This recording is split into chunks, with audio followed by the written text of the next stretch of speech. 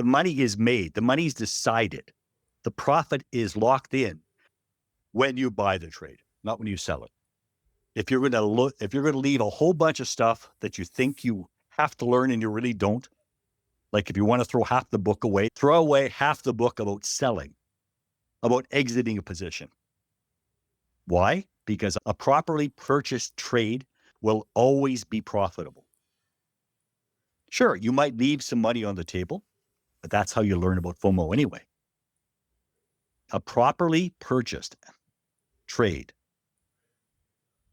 will always be profitable, whereas a badly purchased trade will never be profitable, no matter how hard you work at the sell, as how hard you work at the exit. Doesn't make any difference because it was garbage in, garbage out. If you buy good stuff at the beginning and it's not garbage, you'll always find a demand for it. You'll always find a market and you'll always make money. You might leave percentages on the table. If you buy it properly, the sell looks after itself. When do I think an entry affects your risk management? When you come into a play because you have to. All risk management is budgeting. And all budgeting is knowing what your skill set can bear and your cash value can afford and your headspace. That's all risk management is. That's all it is. I can't afford this. I can't afford that. I'm able to afford that. I can do this. I can't do that. It's when you try to make yourself do something that your budget, your skill set, or your psychology is not ready to do.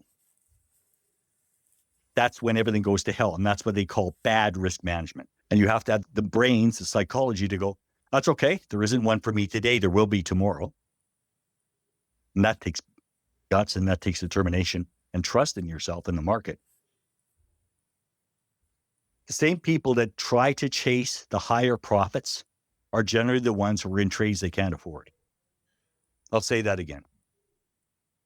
The people that are generally trying to chase the higher profits are usually the people that are in trades they can't afford.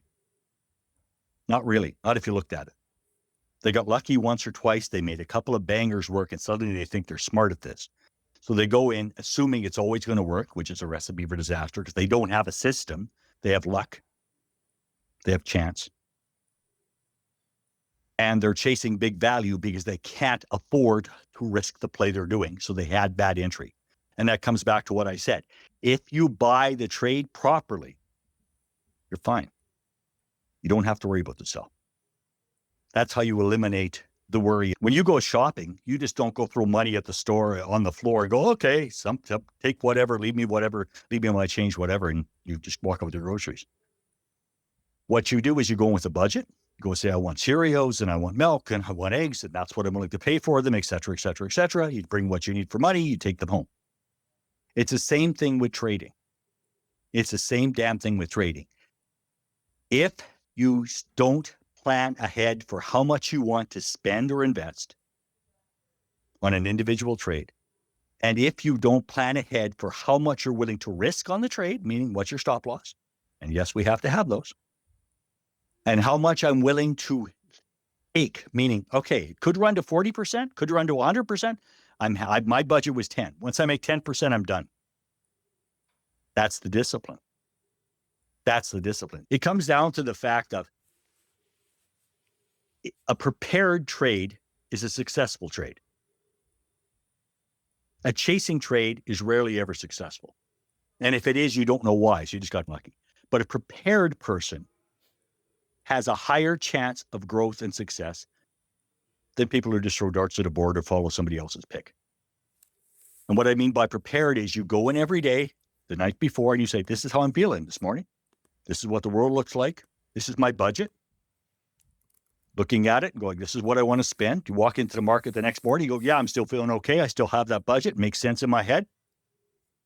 That's my total account. This is how much I want to risk on that one trade. So there's your stop loss position.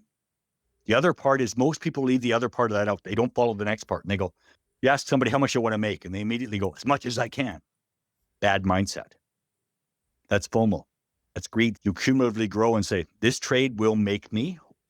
If it makes me 15% or 20, I'm done. Stop for the day. I beat the bank, I'm done. You don't go back in and look at it again. You don't take a second trade. You're not a swing trader. You're a day trader. Boom. You're just retail. You're in, you're out. You made your money. You're done. You don't go back and look at that trade again for the day. Maybe there's still value there, but for that day, one and done, you're done. You're finished. Same thing if it hits a stop loss. Same thing. It's a stop loss.